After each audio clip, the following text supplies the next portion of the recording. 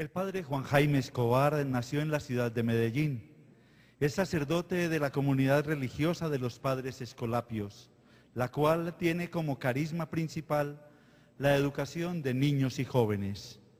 Realizó estudios de filosofía y teología en la Pontificia Universidad Javeriana de Bogotá y se especializó en consejería personal de jóvenes, labor a la cual ha dedicado más de 20 años de su vida. Hoy es el superior de su comunidad, los Padres Escolapios, en Colombia y Ecuador. A ello se está entregando de tiempo completo, dejando de lado infinidad de invitaciones y propuestas. Él sabe qué es obedecer y su comunidad lo quiere más cercano, más entregado a ella y a la formación que se imparte a todos los colegios de su obra. El padre Juan Jaime es un hombre especial, estudioso, reflexivo, profundo, agradable y con un mensaje a flor de labios lleno de sentido que invita a la renovación y al cambio. Con él vamos a disfrutar hoy el perdón, el gran regalo del amor. Bienvenido, padre Juan Jaime.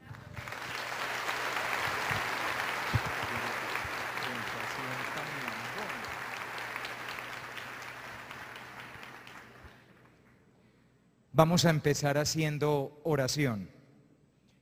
Y les invito a hacer oración con el Salmo 50, el Salmo de la Misericordia. En el nombre del Padre, del Hijo y del Espíritu Santo. Misericordia, mi Dios, por tu bondad. Por tu inmensa compasión borra mi culpa. Lava del todo mi delito, limpia mi pecado. Pues yo reconozco mi culpa, tengo siempre presente mi pecado. Contra ti solo pequé, cometí la maldad que aborreces. En la sentencia tendrás razón, en el juicio resultarás inocente. Mira que en la culpa nací, pecador me concibió mi madre. Te gusta un corazón sincero y en mi interior me inculca sabiduría. Rocíame con el hisopo, quedaré limpio. Lávame, quedaré más blanco que la nieve. Anúnciame el gozo y la alegría, que se alegren los huesos quebrantados. Aparta de mi pecado tu vista, borra en mí toda culpa. Oh Dios, crea en mí un corazón puro, renuévame por dentro con espíritu firme. No me arrojes lejos de tu rostro, no me quites tu Santo Espíritu. Devuélveme la alegría de tu salvación, afiánzame con tu espíritu generoso. Enseñaré a los malvados tus caminos, los pecadores volverán a ti. De la sangre líbrame, oh Dios, Dios Salvador mío, y mi lengua proclamará tu rectitud. Señor, me abrirás los labios, y mi boca proclamará tu alabanza. Los sacrificios no te satisfacen. Si te ofreciera un holocausto, no lo querrías. Mi sacrificio es un espíritu quebrantado, un corazón quebrantado y humillado. Tú, Señor, no lo desprecies. Señor, por tu bondad favorece a Sión, reconstruye las murallas de Jerusalén, entonces aceptarás los sacrificios rituales, ofrendas y holocaustos, sobre tu altar se inmolarán novillos. Gloria al Padre y al Hijo y al Espíritu Santo.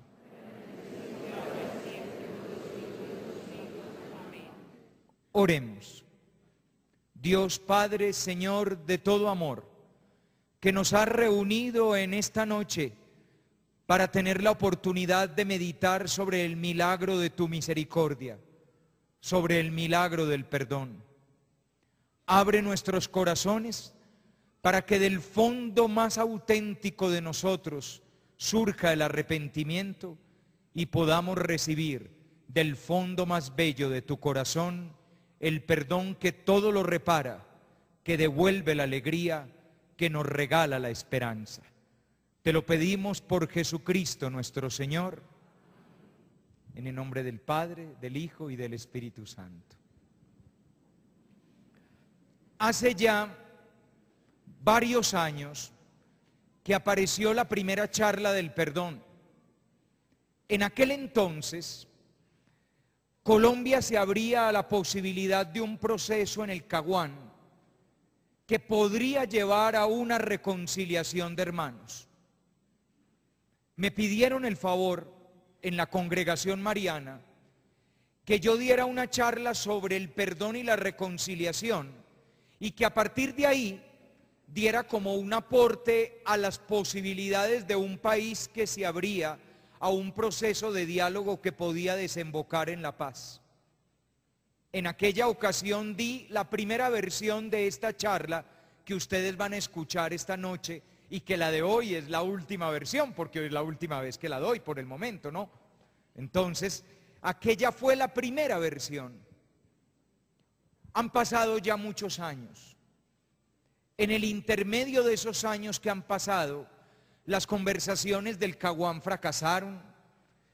Una y otra vez nos hemos entusiasmado con la posibilidad de acuerdos que lleven a que al menos las condiciones del enfrentamiento entre colombianos puedan ser distintas, al menos la liberación de los secuestrados, al menos las posibilidades de que la guerra sea menos cruel y las situaciones de ofensa a la dignidad humana sean menos grandes. Una y otra vez las ilusiones han ido enfrentándose contra el muro de las 1000 dificultades que tenemos los seres humanos para hacer la paz. Y aquí estamos, año 2007, y cuando llegamos a este momento, valdría la pena preguntarnos, ¿es importante hoy en día hablar de reconciliación? ¿Es importante hablar de perdón? Y miro en diferentes direcciones y miro a la gente y miro el nivel de agresividad que manejamos en la vida cotidiana y miro la manera como nos enfrentamos y la forma como estamos dispuestos unos y otros a desdeñar a los demás y a hablar en unos términos cada vez más agresivos de los demás, sobre todo de los que no piensan como nosotros. Y me digo que hoy, al igual que ayer, tenemos una gran necesidad de perdón. El perdón es la gran necesidad del corazón humano. A la larga, cuando vamos a un despacho de un psiquiatra o de un psicólogo buscando una solución para nuestros problemas, detrás de nuestras lágrimas, detrás de la manera como contamos nuestra historia, la historia de nuestros traumas, de nuestros sufrimientos y de nuestras búsquedas, a la larga, en el fondo, todos estamos buscando lo mismo: ser aceptados, ser recibidos, ser comprendidos, que se lave un pedazo de nuestra situación de dolor, de eso que llamamos la culpa. Y obviamente lo que estamos buscando, tal vez no lo decimos con esa palabra, pero lo que estamos buscando no es otra cosa que ser perdonados. El perdón. Sí, creo que nuestra tierra sigue necesitando perdón. Creo que nuestras familias, si quieren algún día una segunda oportunidad, necesitan perdón. Es imposible la construcción de la relación de pareja si en la relación de pareja no hay perdón. Y lo único que acerca los corazones de los padres hacia los hijos y de los hijos hacia los padres es la posibilidad de que unos y otros estén dispuestos a aceptarse como son, con todos y sus defectos, con todo y sus errores. Y eso justamente es el perdón. Pero es perdón lo que necesitan las naciones en guerra. Es perdón lo que necesita el mundo donde tenemos toda una serie de resentimientos unos con otros. Les garantizo que en nuestro país son muchas las personas que creen tener grandes y poderosas razones para nunca jamás perdonar. Y todos los días que dure el rencor, y todos los días que dure el resentimiento, y todos los días que dure la rabia, las heridas estarán abiertas. Nunca tendrá descanso el corazón hasta que no llegue venturosamente, alegremente, al fin el perdón.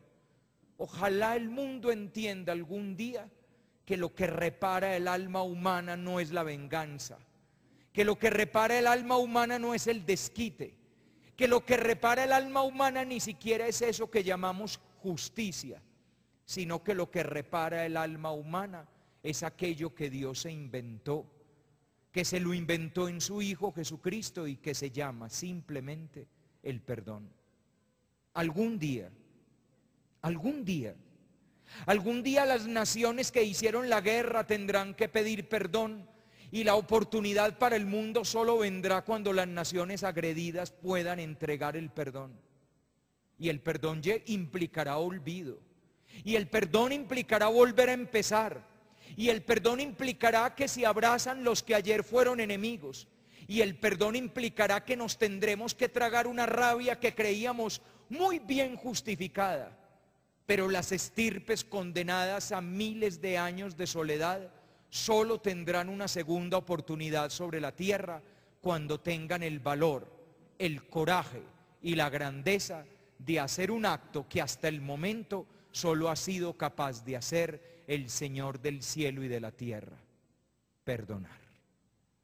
Tanto que todo el que se atreve a hacer lo mismo que Él, por un instante maravilloso, tiene los rasgos de Dios, los sentimientos de Dios y el corazón de Dios.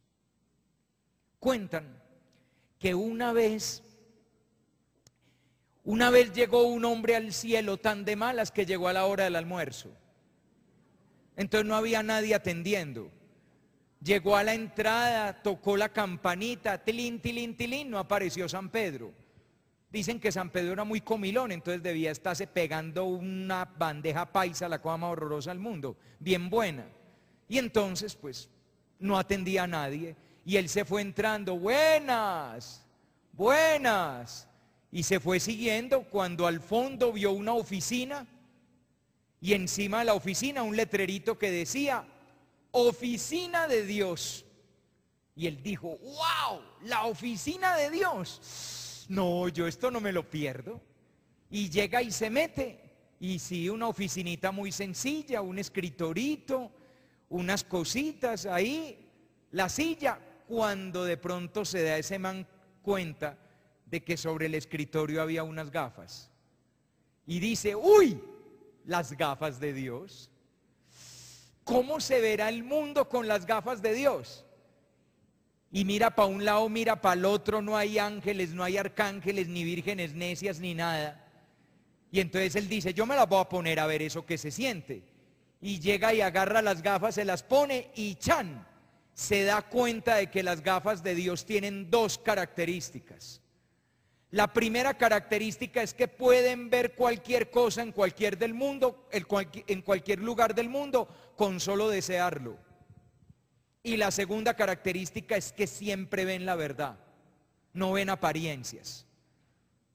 Las gafas de Dios ven en todas partes, y lo que ven, lo ven verdadero, no se dejan engañar.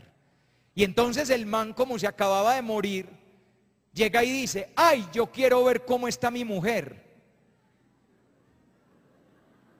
Y cuando llega y ve cómo está la mujer, se la encuentra feliz, dichosa, celebrando que el man se comió los hongos envenenados, armando viaje para Punta Cana con el mejor amigo del man, dándose piquitos felices. Siquiera murió este man, muerto el perro, se acabó la sarna, gato muerto, fiesta de ratones.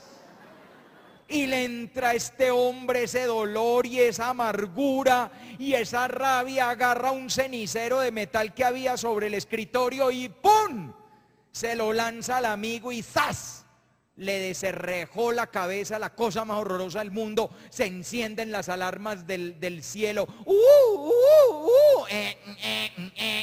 alerta roja, y eso empiezan a llegar ángeles, querubines, bomberos, de todo. Y llega Dios y dice, ¿qué pasó? Y el man se quita las gafas, ¡ay, Señor!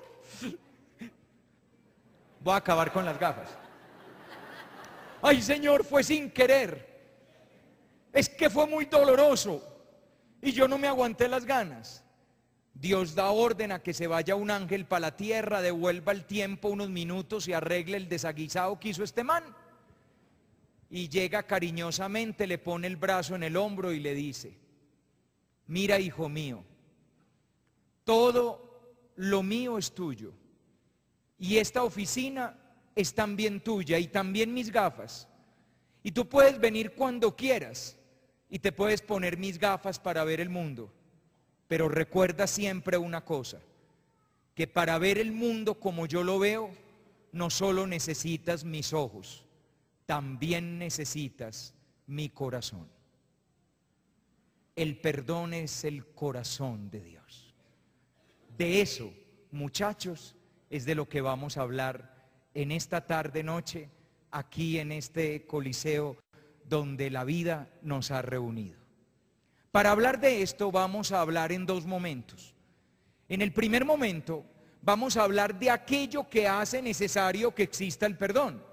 Porque es que cuidado, hoy en día está sucediendo una cosa, y es que Dios ofrece perdón, pero ¿para qué? Yo no siento que lo necesito. Porque es que, pues yo miro y yo a la larga, mal, lo que se dice mal, pues no. Malo tiro fijo. Malo, no sé, los terroristas, Bin Laden. Pero yo, pues, tampoco, bueno, uno no, pues, no, tan malo no es. Como las señoras beatas, que las señoras beatas van y se confiesan y siempre la confesada de ellas comienza igual, ay padre, no sé de qué confesarme.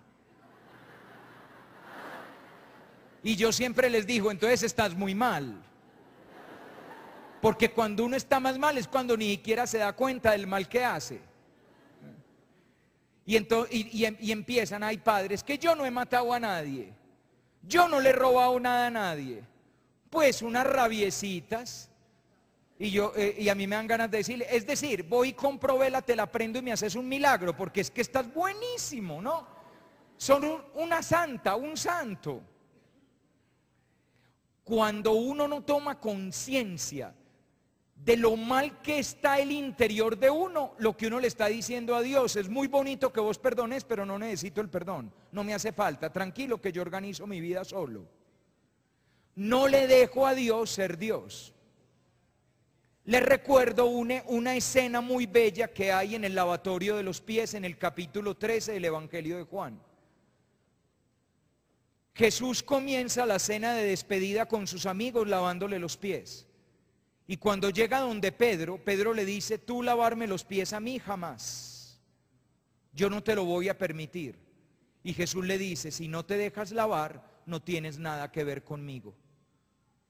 Lo que establece la relación entre el hombre y Dios, lo que establece la relación entre el ser humano y Dios es la posibilidad de que el ser humano se deje amar por Dios. Y para uno dejarse amar por Dios se tiene que dejarse amar dejándose perdonar. Porque mientras uno no se deje perdonar, no deja que el amor de Dios sea todo el amor que tiene que ser. El amor de Dios no es el amor de una noviecita, hombre. El amor de Dios no es el amor de un amiguito. El amor de Dios es el amor que me conoce interiormente, conoce mis idas y mis venidas, conoce mis levantadas y mis caídas, y ahí, en medio de toda esa realidad, que es mi verdad más verdadera, elige amarme con todo lo que soy para levantarme de mis dificultades, para reparar mi corazón y para poner en alto mi humanidad. Es un amor que repara, es un amor que transforma. Pero para eso es necesario que yo me deje perdonar. Si yo no me dejo perdonar, no tengo nada que ver con Él. Es más, hoy en día la gente ha ido perdiendo a Dios porque ven a Dios o como una instancia superior simplemente. Así es una gran inteligencia que debió haber creado el cosmos. O ven a Dios como un parcerito, como un camarada, como un cómplice con el que hablo. No, es que yo le hablo a Dios todos los días cuando voy para el trabajo. Típico, yo charlo con Él. Es un amiguito, un camarada, un compañero, pero no le he dejado entrar hasta las oscuridades más profundas de mi ser. Mientras no entre allá, la relación mía con Él es de una gran fragilidad.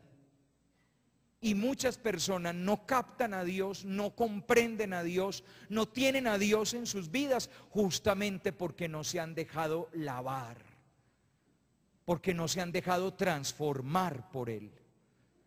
Toda esta charla de hoy es de fondo una invitación. De hecho, voy a terminar con una invitación, y la invitación es a dejarse perdonar. No hemos venido hoy aquí pasivamente para escuchar a un man que habla más que un perdido cuando lo encuentran. No hemos venido simplemente para escuchar a alguien y llevarnos unas ideas en la cabeza y aprendernos 3 o 4 frases, sino que yo al menos espero que sea así. Hemos venido para tener una experiencia del Espíritu, para tener una experiencia de encuentro con Dios, pero muy especialmente de encuentro con cada uno de nosotros, y teniendo esa experiencia, dar el paso a dejarnos transformar nuestro ser por Dios. Transfórmame, Señor, con tu perdón. Transforma con tu perdón mi corazón, para transformar con el perdón mi familia, mi pareja, mi barrio, mi mundo, mi lugar de trabajo, este hermoso planeta que tú un día nos diste. Porque lo único que puede transformarlo todo y poner paz donde hay guerra, y poner alegría donde hay tristeza, y poner amor donde hoy hay odio, es un amor capaz de perdonar, como el de Dios, como el tuyo, Señor. La primera parte entonces tiene que ver con tomar conciencia de aquello que hace que sea necesario el perdón. Y esa conciencia es la conciencia de todas las dificultades que la humanidad le pone a Dios. Nosotros no hacemos sino obstaculizar el plan de Dios, de intentar arruinar el plan de Dios. Cuando Dios contempla el mundo, ve un mundo maravilloso, salido de la mano creadora de Él. Lo acabamos de leer en la Pascua. La primera lectura de la Pascua es el relato del Génesis de la creación. Y en ese relato del Génesis de la creación, como si fuera un estribillo, se repite una y otra vez esta frase: y vio Dios lo que había hecho y era bueno. Y vio Dios lo que había hecho y era bueno. Cuando Dios creó el sol, las estrellas, el mundo, cuando todo el cosmos empieza a desplegarse, los lejanos cuasares, los pulsares, las galaxias, 100.000 millones de galaxias, cada una con 100.000 millones de estrellas, vio Dios lo que había hecho y era bueno. Cuando Dios vio nuestro planeta, el tercero a partir del sol, con las condiciones para que lentamente en un proceso evolutivo surgiera maravillosamente la vida, desde los limos primordiales, desde las aguas del mar, desde la evolución de las criaturas más elementales, hasta llegar al ser humano con conciencia, con ideas, con capacidad de expresarse, vio Dios lo que había hecho y era bueno. Cuando tú estabas recién nacido en las manos de tu madre, y mucho antes que eso, cuando eras simplemente una promesa en el vientre de ella, vio Dios lo que había hecho y era bueno. Y Dios no ve malvado nada de lo que crea, y Dios no ve triste nada de lo que ha creado, porque todo lo que ha creado es bondadoso, es bello, es maravilloso, y vio Dios lo que había hecho y era bueno. Pero cuando Dios mira el mundo y cuando nos mira a nosotros, también ve que estamos muy lejos de aquello que Él soñó que fuéramos. Dios tiene un plan, y ese plan de Dios se enfrenta todos los días, constantemente, con los grandes obstáculos que el ser humano pone al plan de Dios.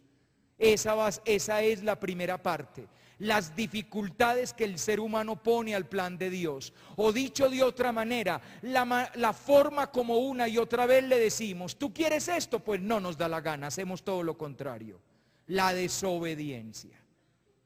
En pocas palabras, en una palabra que es la palabra que utiliza Jesús, el drama de el pecado. Y en la segunda parte, después de un descansito, después de que vayamos a darnos una vueltecita, y ojalá no se me escapen muchos para ir a ver serenata, porque yo ya vi que hay alguno que está con el plan y que está mirando el reloj porque vino porque la señora lo trajo, pero yo ahora me hago el ocupado para irme. Entonces, después del descansito vamos a hablar del perdón, pero el perdón tiene que ser la respuesta a algo, porque si no es la respuesta a algo, podemos tener el drama dolorosísimo de un Dios que perdona a quien no quiere ser perdonado, de un Dios que da amor a quien no quiere ser amado, y de un Dios que está dispuesto a lavar a quien no se siente necesitado de ser lavado. Arranquemos entonces. Primera parte, el problema del corazón maltratado del ser humano, el problema de nuestro corazón 1000 veces roto. Del Evangelio de Mateo. En aquel tiempo dijo Jesús a sus discípulos: lo que sale de la boca viene de dentro del corazón, y eso es lo que contamina al hombre, porque de dentro del corazón del hombre salen las malas intenciones, los asesinatos, los adulterios, las fornicaciones, los robos, los falsos testimonios y las injurias. Todo eso es lo que contamina al hombre. El problema está adentro del hombre. ¿Cuál es el problema que está adentro del hombre? Miren, muchachos, Dios tiene un plan sobre el cosmos, tiene un plan sobre nosotros. Por eso San Pablo en el capítulo 8 de la carta a los Romanos dice que la creación entera sufre dolores de parto hasta que es hasta que se haga lo que Dios ha planeado, hasta que se revele la condición de hijos de Dios. ¿Qué significa eso? Que Dios tiene un plan con la humanidad. Quien tiene la misión de redimir la creación, de salvar la creación, es la humanidad. Somos nosotros las manos que Dios tiene para recrear, transformar, embellecer y ennoblecer el mundo, el cosmos entero. Y toda la creación sufre dolores de parto aguardando el día en que al ser humano le dé al fin la gana de portarse como Dios quiere que el ser humano se porte. Es más, miren alrededor. Los bosques talados, las especies vegetales y animales que desaparecen cada día, las miles de hectáreas de bosque amazónico que se van destruyendo cotidianamente, el aire ennegrecido de nuestras ciudades, las aguas contaminadas de los lagos y de los ríos, son gritos de parto, son el sufrimiento de la creación, porque el ser humano se comporta no como un hijo de Dios, sino que se comporta de una forma diferente, de una forma que en vez de hacer bien, hace daño. Es el misterio del corazón humano, el misterio de cómo un ser llamado a la bondad, sin embargo hace el mal, de cómo un ser llamado a la verdad, hace la mentira, y llamado al amor, hace el odio. Es un misterio muy difícil de entender. Es un misterio tan difícil de entender que la manera como lo han resuelto las películas americanas es planteando que los malos son malos y los buenos son buenos. Ustedes saben que el cine americano es reduccionista, simplista, para que quien está viendo una película no tenga que pensar demasiado. El malo es malo y el bueno es bueno. Y el bueno viste como bueno y el malo se viste como malo. Por eso el malo tiene sombrero de malo, botas de malo, gabardina de malo, caminado de malo, hablado de malo. tiene una rajada malísima y mirada de malo. Ok, Kurt, elimínalo. Y que parezca un accidente. El malo es malo, igual que en las telenovelas venezolanas. La mala es mala y no tiene arreglo. Levanta hasta la ceja con cara de mala. Y al levantar la ceja habla como mala. Zafiro va a saber lo que es haberse metido conmigo. Le diré a Daniel Enrique lo de su embarazo. Y entonces se mete la muchacha del servicio. Pero señora, ¿y qué tal que no le crea? Me tendrá que creer y así la destruiré. Tiene risa de mala, levantada de ceja de mala. Eso no existe en la vida real. En la vida real la gente mala es buena y la gente buena hace cosas malas. Recuerdan, todos nosotros nacimos inocentes, todos sin excepción. Los mafiosos nacieron inocentes y los narcos nacieron inocentes.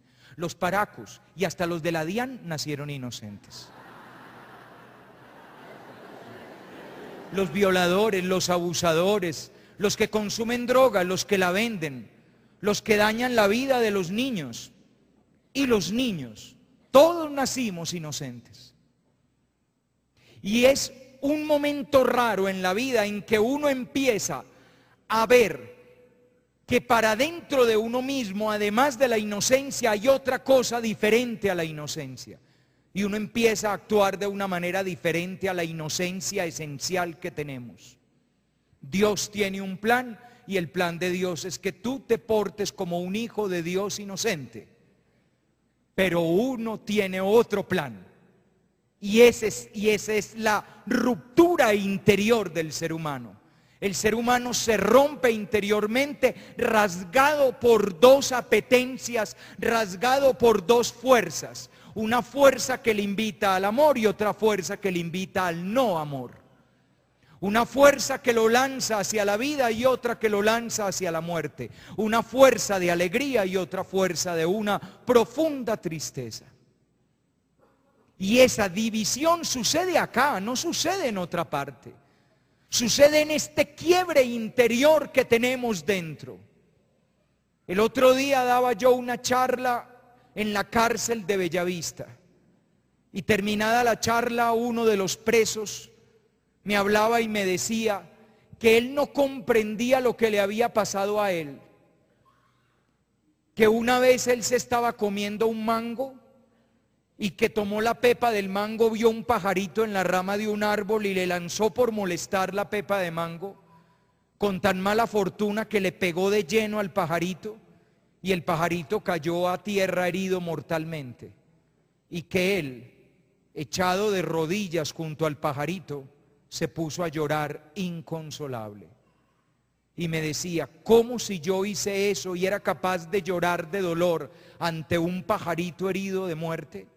Sin embargo, luego pude empuñar un arma con estas manos para matar a alguien y por eso yo estoy aquí, Padre, porque yo soy un asesino. Y yo le decía, porque las dos cosas son verdad, hijito. Es verdad que eres un niño inocente, incapaz de matar una tórtola, y es verdad que eres un asesino capaz de destruir una vida. Las dos cosas en el mismo lugar y al mismo tiempo. Esa es la división interior del ser humano, de todo ser humano, no del preso de Bellavista, de todo ser humano. Lo que pasa es que él fue más de malas porque lo pillaron. Pero nosotros que nos damos de tan Coca-Cola y de tan café con leche, también somos capaces de las más grandes verdades y de las más asquerosas mentiras. Somos capaces de los sentimientos más nobles y de los sentimientos más infames. Somos capaces de obedecer y de desobedecer. Somos capaces de amar con una gran entrega y con una gran fidelidad y al mismo tiempo de engañar con una gran falsedad y una gran infidelidad. Las dos cosas al mismo tiempo dentro de la misma persona. Y somos los mismos que somos capaces de hablar de la paz y decir un sermón, unas palabras bellísimas sobre la paz, y sin embargo se nos atraviesan en los labios frases como: lo vi chiquitico, me provocaba matarlo. Y es impresionante que ese tipo de frases se le atraviesen a uno por los labios. Y somos la mata de la honestidad. Nunca hemos agarrado ni un peso que no sea nuestro, pero compramos películas pirateadas en los semáforos sin ni siquiera tener complejo de culpa por robar los derechos de autor. Y les adelanto que en la casa de la mayoría de nosotros hay CDs quemados. Vayan y consulten y verán que eso es un delito. Por lo tanto, uno es delincuente. Lo que pasa es que no nos han pillado. Y hasta alguno ha ido a comprar un computador y le han dicho: ¿se lo hago con IVA o sin IVA? Y usted que es un señor tan aseñorado, que habla de la raza paisa y de que este país se lo llevó la corrupción, porque los jóvenes de ahora ya no tienen valores, dice que sin IVA, por favor. Las dos cosas al mismo tiempo en el mismo corazón. Dios tiene un plan para la humanidad. ¿Y saben cuál es el plan? El plan impresionante que Dios tiene para la humanidad es que la humanidad sea algo que la humanidad no es, sino que la humanidad sea algo que Dios es. Cuando Dios crea el cosmos y cuando Dios crea la humanidad y el cosmos todos comparten la misma realidad. Somos cósmicos. Pero lo típico del cosmos es que el cosmos, para defenderse, para protegerse, para poder existir, se tiene que replegar sobre sí mismo. Eso lo llamamos la fuerza de la cohesión de la materia. Lo que permite que este atril pueda sostener aquí las gafas y aquí la Biblia, lo que permite que este escenario no ceda bajo mis pies, lo que permite que la silla en la que ustedes están sentados lo sostenga, y lo que permite que ustedes no se deshagan a cada paso que dan, es la fuerza de la cohesión de la materia, lo que permite que la materia se repliegue sobre sí misma y se proteja en su existencia. El mundo es cohesión, pero Dios no es así.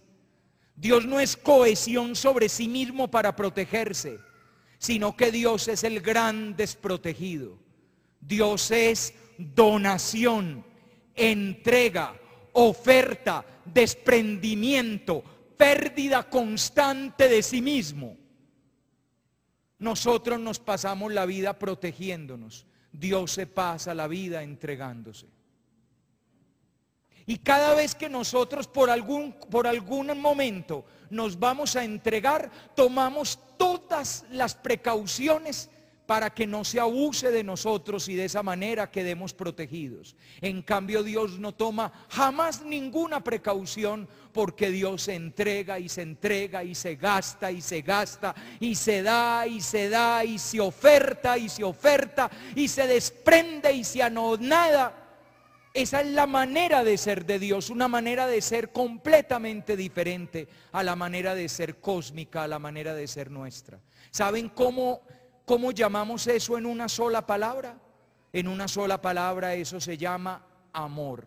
Dios es amor. Cuando decimos Dios es amor, solemos cometer un pequeño error conceptual. Y el pequeño error conceptual es creer que Dios es muchas cosas, y entre todas las cosas que es, además de todo lo que es amor. Pero eso es un error de concepto.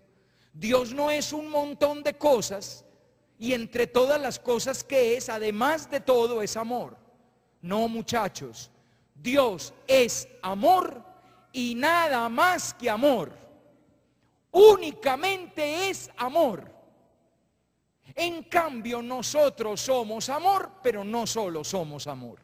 Somos amor y resentimiento y rabiecita y engaño y mentira y falsedad. Somos un montón de cosas. Esa es la revoltura del ser humano. En cambio, Dios es amor y nada más que amor.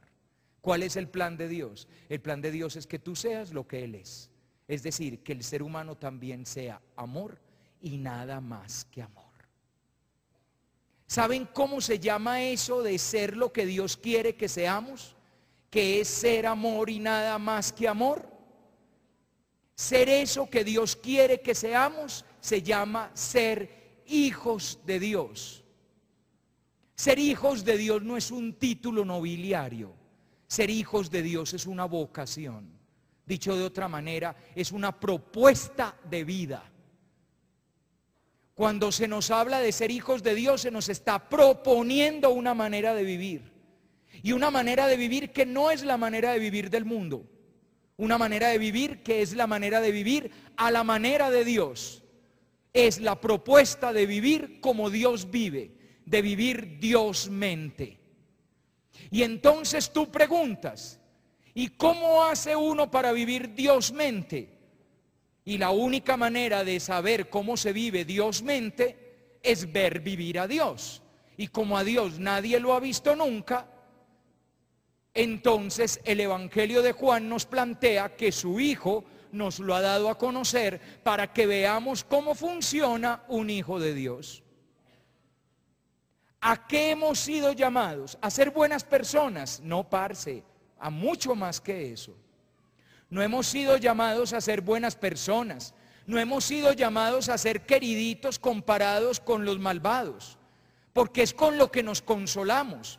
Es que yo comparado con un mafioso soy hasta buena persona. No, es que no es comparado con un mafioso. Es comparado con Jesucristo. El modelo de humanidad verdadera y auténtica es Jesucristo. Cuando los seres humanos decimos que Cristo es hombre, creemos que Él se parece a nosotros. Pero es al revés. Cuando decimos que Cristo es hombre, lo que quiere decir es que si queremos ser hombres de verdad, nos tenemos que parecer a Cristo. Porque Él es el ser humano por definición. El ser humano que se porta como un hijo de Dios, que actúa como un hijo de Dios, que siente como un hijo de Dios, que tiene sentimientos de hijo de Dios.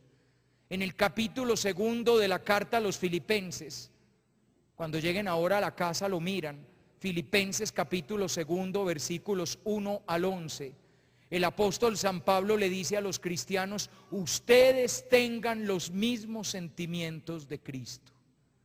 Eso es ser un hijo de Dios.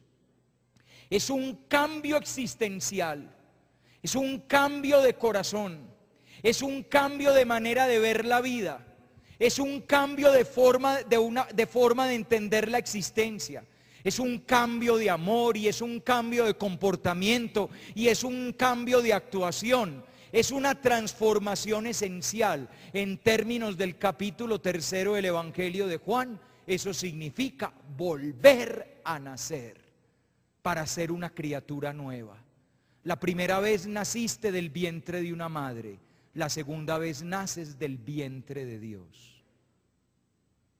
La primera vez naciste con la información genética de tu papá y de tu mamá, la segunda vez naces con la información genética de Dios, los sentimientos de Dios, los ojos de Dios, las manos de Dios, la esperanza de Dios y la forma de ser de Dios. Amor de todo amor y nada más que amor. Ese es el plan de Dios. Y piénsenlo por un instante. Si viviéramos Jesús mente, si mi papá se portara como Cristo, no le hubiera puesto sucursal a mi mamá. No tendríamos hermanitos medios regados por varias veredas y faltan datos de otros municipios. Piénsenlo bien. Y si mi novia, mi novio y yo nos portáramos como Cristo, pelearíamos mucho menos por pendejadas, no nos haríamos daño, no nos diríamos esas frases típicas que nos decimos entre personas que se aman justamente para llegarle con un misil a la línea de flotación del otro. Porque se han dado cuenta que cada vez que uno discute con una persona que uno quiere, uno hace todo lo posible para decir las palabras que duelan bastante. Y eso lo aprende uno desde que está chiquito. Oigan una pelea de hermanos, por ahí la muchachita de 13 o 14 años bien desesperada con el hermanito de 11. Óiganle la pelea para que oigan los argumentos y verán la capacidad de crueldad que tiene el ser humano.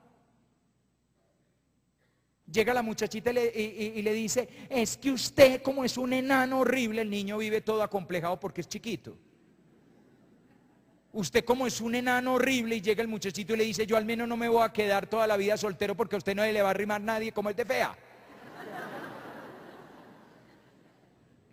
Y al otro día cuando se pidan perdón, porque la mamá los va a regañar y le va a decir, vaya discúlpese con su hermana, como le dijo lo que le dijo, vaya discúlpese con su hermano, usted sabe que pobrecito él es bien acomplejado porque es un chichón de piso, vaya pídale perdón. Cuando al otro día se pidan perdón, ¿saben cuál es la frase típica que cada uno le va a decir al otro? No quería ofenderte. Mentiras, uno sí quiere ofender. Y uno calcula las palabras para hacer el daño más grande posible. Y cuando uno ve que el otro encajó el golpe, uno siente por dentro el sabor dulce de la victoria. Después se va a sentir como una rata de alcantarilla, pero en ese momento se siente sabrosísimo. Al fin lo puse en su lugar, al fin le dije lo que le tenía que decir desde hace mucho rato. Ay, si nos portáramos como Cristo, jamás nos diríamos esas cosas. Si nos portáramos como Cristo, no secuestraríamos inocentes. Si nos portáramos como Cristo, no asesinaríamos por un par de tenis. Si nos portáramos como Cristo, no mataríamos a puñaladas a alguien simplemente por un pedazo de reloj, por un poco de dinero o por tener la razón. Si nos portáramos como Cristo, no nos insultaríamos hermanos con hermanos, amigos con amigos, coterráneos con coterráneos. No comenzaríamos guerras terribles en las que se puede acabar la humanidad, pero no nos da la gana y nosotros nos portamos de otra forma. Miramos alrededor y vemos nuestro mundo lleno de muertos y preguntamos, ¿por qué? Y no nos damos cuenta que la respuesta está aquí desde el principio. ¿Por qué? Porque ese es el mundo que somos capaces de hacer. Vio Dios lo que había hecho y era bueno, pero nosotros dejanos un ratico el planeta, que te lo vamos a entregar hecho trizas. Porque somos buenos esencialmente, pero tenemos una gran capacidad de no hacerte caso. Tenemos una gran capacidad de poner obstáculos al plan de Dios. Miren, pelaos, lo que llamamos el pecado, y esto es un problema grande en la concepción de la fe cristiana. Lo que llamamos el pecado, hoy van a salir de acá sabiéndose esto, prométanme que esto sí se lo van a aprender. Lo que llamamos el pecado no es la transgresión a unas normas, ¿ok? Porque es que creemos que Dios un día estaba desocupado y no tenía nada que hacer. Y ese día que estaba desocupado y no tenía nada que hacer, le dio por hacer un código para amargarnos la vida, para quitarnos la libertad. Congelo la imagen para hacerles una aclaración. La tradición del código, es decir, de los mandamientos, es una tradición judía. En la manera judía de ver el mundo, es imposible la libertad si no hay ley. La ley es una garantía de la libertad.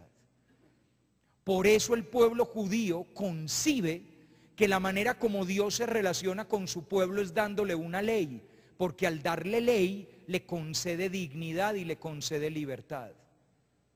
Sin embargo, quito la pausa, hoy en día nosotros no podemos captar la ley por varias razones. Uno, porque estamos en la posmodernidad y la posmodernidad ve la ley como un límite al libre desarrollo de la personalidad. Eso por un lado. Segundo, porque somos colombianos y Colombia eso es parte de nuestra esencia cultural, es irrespetuosa de la ley. Echa la ley, echa la trampa. Usted va manejando y se encuentra con un letrero que dice no hay paso y usted pasa a ver por qué no hay paso. Ese es el colombiano promedio. Usted va bajando las palmas en filita detrás de los demás y nunca falla el narcotoyota que arranca y se mete por el otro lado. Y a usted, como le dio tanta rabia, también lo hace. Y en un momentico ya hay un montón de carros en 2 filas. Y como viene subiendo un bus de Transportes Unidos, entonces después son metiéndose todos a la brava. Ese es el colombiano promedio. Nosotros no respetamos la ley. Me extraña que no haya sonado un celular.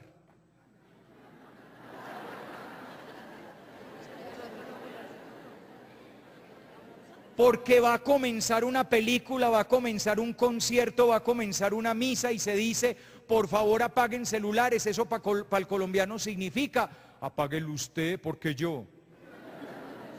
Me va a dar órdenes a mí.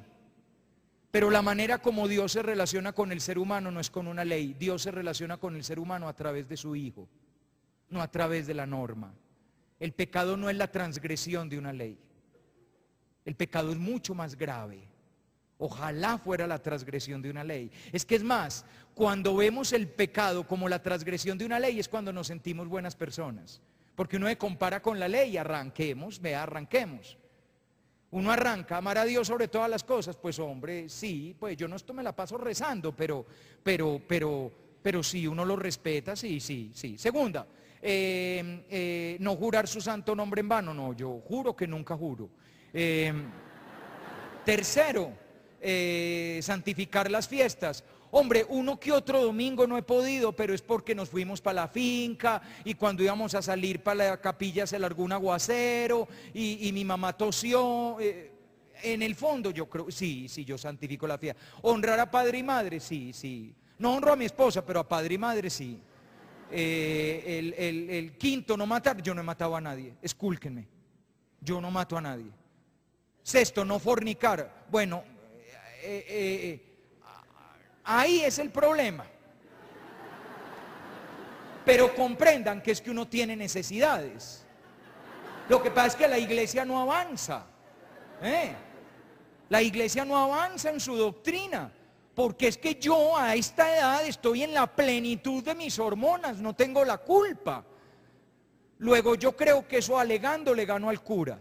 Séptima, no decir falsos testimonios, piadosas, bobaditas que uno dice, bobaditas, pero de resto, y así va uno y al final te diste cuenta, si te comparas con los 10 mandamientos terminas buena persona.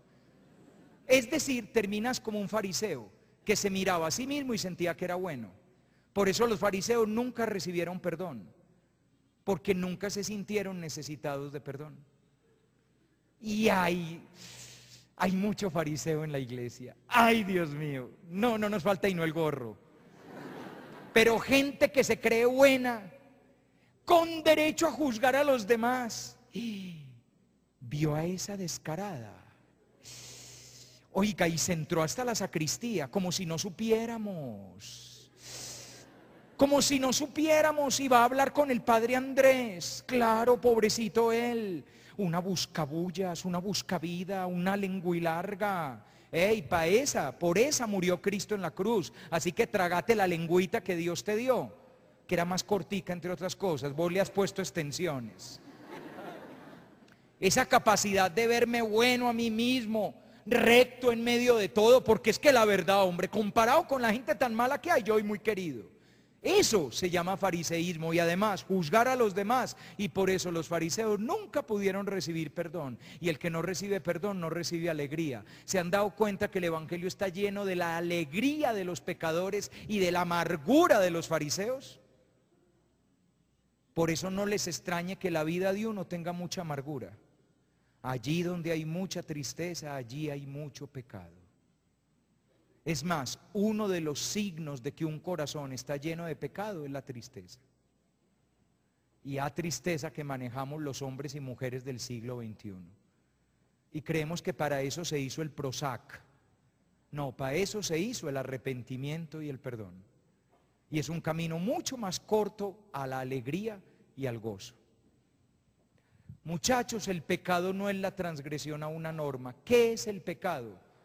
El pecado es no realizar en nuestra vida el plan de Dios. Es decir, Dios con ganas de que yo me porte como un hijo de Él y yo me porto como un hijo de otra manera.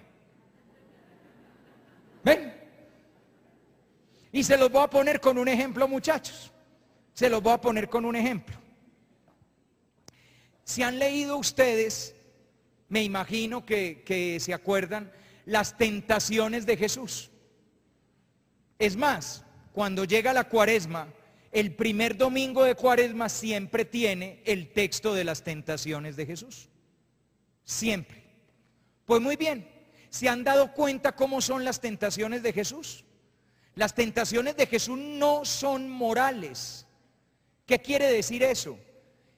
Que el demonio, el diablo, aprovecho para aclarar, la palabra diablo, diabolos, significa el divisor, el que divide interiormente. Pues muy bien, el diabolos, cuando se acerca a Jesús, no le propone objetivamente hacer algo malo. No llega donde Jesús y le dice, ¿oíste, hombre Jesús? Vámonos con unas viejas que lo dan por un calao, hermano, allí en Cafarnaún. Y eso, nos pegamos una revolcada y nos tomamos de todo y tal, y para tener plata saltamos el banco de Cafarnaún. No, el diablo no le propone a Jesús nada malo. Fíjense bien en las tentaciones y verán que el diablo no propone nada malo. ¿Qué es lo que propone el diablo? Primera propuesta: ¿tienes hambre? Transforma piedras en pan. ¿Saben qué significa eso? Utiliza tu poder en beneficio propio. ¿Ven? Pero no es algo malo. Si ustedes tuvieran la capacidad de transformar piedras en pan, ¿pasarían hambre? Nunca, porque el ser humano sabe muy bien la lección, usar el poder en beneficio propio. Por eso toda la gente es queridísima hasta que la nombran en algo. Dejen que yo quede de obispo para que vean lo malaclasudo que voy a hacer. Esperen, no les paso al teléfono. No, de papa ni es que ni te digo. No, llegan a visitarme, su santidad, que ahí están unos fieles de Río Negro, Antioquia. Esos patirrajados, ¿quiénes eran? Yo no los conozco. Que paguen entrada y que salga el canciller y los reciba. Y denles unos rosarios y despachen los que se vayan para Río Negro rápido. Usted le quiere probar la calidad a alguien, dele poder. El gran luchador popular, el señor del barrio que toda la vida dio la cara por los demás, nómbrelo presidente de la Acción Comunal, asígnele un presupuesto y verá cómo le empieza lentamente a dañar el corazón. Dele poder a alguien y verá. Mírenos, eso se nota en muchísimos, no en todos, no seamos injustos, pero hay más de un portero que se cree dueño del edificio. Es el pedacito de poder que él tiene, y ese pedacito de poder que él tiene lo usa. Pues muy bien, ser un hijo de Dios es no usar el poder. Por eso Jesús dice, no. La tentación no pretende que Jesús haga algo malo, la tentación pretende que Jesús viva de otra manera, se porte de otra manera en cuanto ser humano. Segunda tentación: te daré todos los reinos de la tierra, si a cambio te postras ante mí y me adoras. Hubiera sido lo fácil, es que Jesús hizo las cosas por el lado difícil. Si Él fuera dueño de todos los reinos de la tierra, los reinos de la tierra no tendrían más remedio que creer en Él. Es la fe impuesta. ¿Por qué? Porque poseo, porque tengo la posesión de todos los reinos. Y no se matan los seres humanos por poseer bienes, por poseer cosas, por poseer personas, por poseer amigos, por poseer mujeres, por poseer hombres, pero ser un hijo de Dios es no poseer. Fíjense que lo que está en juego no es no hacer cosas malas, lo que está en juego es vivir de una manera totalmente diferente. El Hijo de Dios ni usa el poder, ni posee. Así eso le facilite la vida. Y la tercera, que es la más impresionante: súbete a lo más alto del templo y tírate desde el pináculo del templo para que te reciban los ángeles en el aire. ¿Saben cuál es esa tentación? La tentación de la fama, la tentación del aplauso, la tentación del gran milagrote para que no tengan más remedio que creer en ti. Es la gran tentación que va a haber a lo largo de toda la vida de Jesús. Hasta el último minuto de la vida le van a estar pidiendo que haga algo para demostrar. Todavía 20 siglos después uno le está pidiendo a Jesús esas cosas. Haceme un milagro y creo en vos. Aliviame a mi mamá que tiene cáncer y creo en vos. Todavía hoy en día, todavía, al pie de la cruz le decían: si eres el Hijo de Dios, bájate y creeremos en ti. ¿Se imaginan la tentación de Jesús de decir: pues bien, aquí estoy, ¿qué hubo pues, parce? Si ustedes se pudieran bajar de una cruz, no se bajarían. Si ustedes pudieran hacer un gran signo para demostrar quiénes son, no lo harían. Pues muy bien, ser un hijo de Dios es no hacer grandes signos. Al Hijo de Dios se le descubre por su humildad y por su capacidad de amar, no por los grandes signos que hace. Las tentaciones no son tentaciones morales, son tentaciones vocacionales. El demonio llega para decirle a Jesús: vive de otra manera. Es la misma tentación de Pedro cuando Pedro le dice: tú eres el Mesías, el Hijo del Dios vivo. Y Jesús le dice: sí, Pedro, pero yo voy a subir a Jerusalén, me van a matar y me van a perseguir. Y Pedro le dice: no, Señor, eso no te pasará jamás. Ahí está la tentación. Yo no quiero un Mesías crucificado. Yo no quiero un Mesías fracasado. Yo no quiero un Mesías débil. Yo no quiero un Mesías pobre. Pero el Mesías verdadero es amor y solo amor. Y por eso es fiel a su vocación, así le cueste la vida. La tentación en la vida de todo hombre y mujer es justamente esa. Estamos llamados a portarnos como hijos de Dios, pero cuando llega el momento de la tentación, lo que se nos propone es: puedes hacer lo que Dios dice, o puedes hacer esta otra cosa. Y esa otra cosa, ¿saben cuál es? Esa otra cosa no es lo que Dios dice, sino lo que yo mismo digo. El pecado es ir a contravía del plan que Dios tiene para nosotros. Dicho de otra manera, es ir a contravía de nuestra más profunda vocación. Todos nacimos para ser hijos de Dios, y el pecado es portarnos como hijos de nosotros mismos, de nuestros gustos, caprichos y apetencias. ¿De qué está hecho el pecado? El pecado, muchachos, está hecho fundamentalmente de dos grandes realidades. Y esas dos grandes realidades son desconfianza y olvido. Desconfianza y olvido. Para uno poder pecar necesita esas dos cosas: desconfiar y olvidar. Vamos a decir primero una palabrita sobre la desconfianza. ¿En qué consiste la desconfianza? Miren, consiste en lo siguiente. Cuando tú eras niño o niña, 5 o 6 años, y tu mamá te decía que apenas salieras del colegio te venías derecho para la casa, porque de pronto te puede pasar algo, mi amor, haceme caso, mi vida. Ese niño y esa niña creía o no creía en que la mamá se lo estaba diciendo por su bien.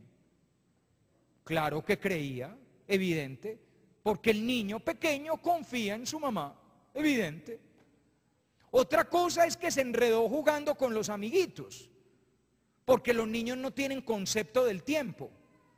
Terminaron las clases, se pusieron a jugar un picadito de fútbol y la mamá está angustiada. Ya llamó a la policlínica a ver si por allá apareció el muchachito. Porque además uno como mamá siempre piensa lo peor.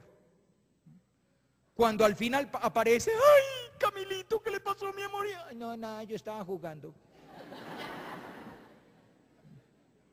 Pero el niño no desconfía de la mamá y el niño no desconfía del papá.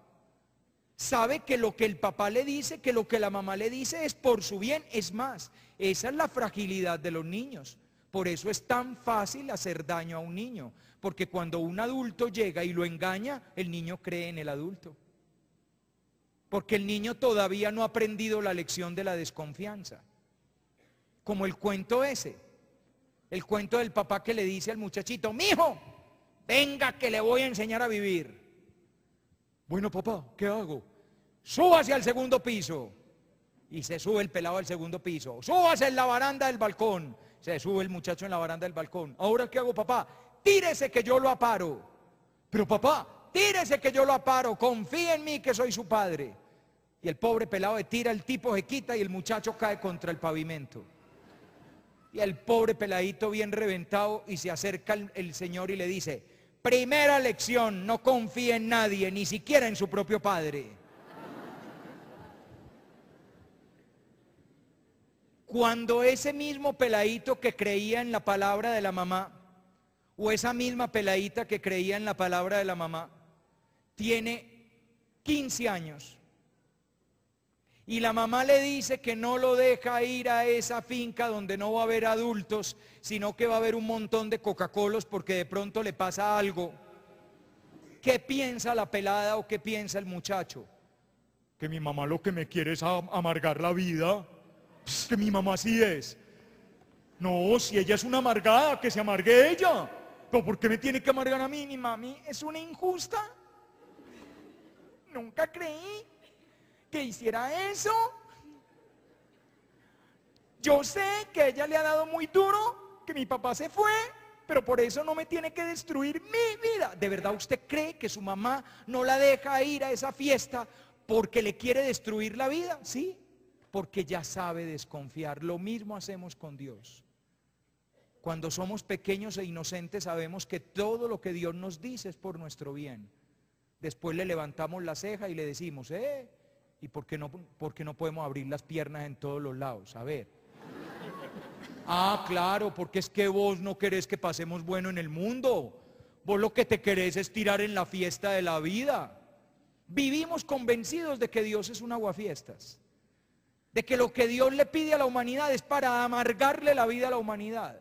Ahí arranca la desconfianza. ¿Y saben cuál es el tono de la desconfianza? Lo que hay por dentro de la desconfianza. La frase que hay en el fondo de la desconfianza es esta: tú no sabes lo que me conviene, yo sí sé lo que me conviene. Tú, Dios, no sabes lo que me conviene, yo sí. Mírenlo en la Biblia y verán que es muy impresionante.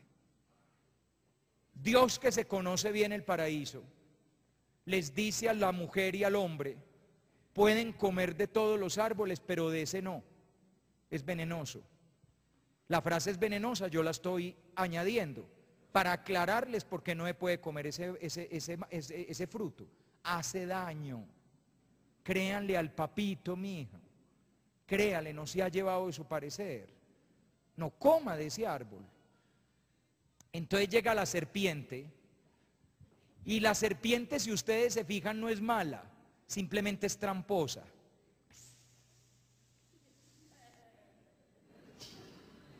Con que no pueden comer de ningún árbol, fíjense lo tramposa que es la maldita. Exagera para generar la desconfianza.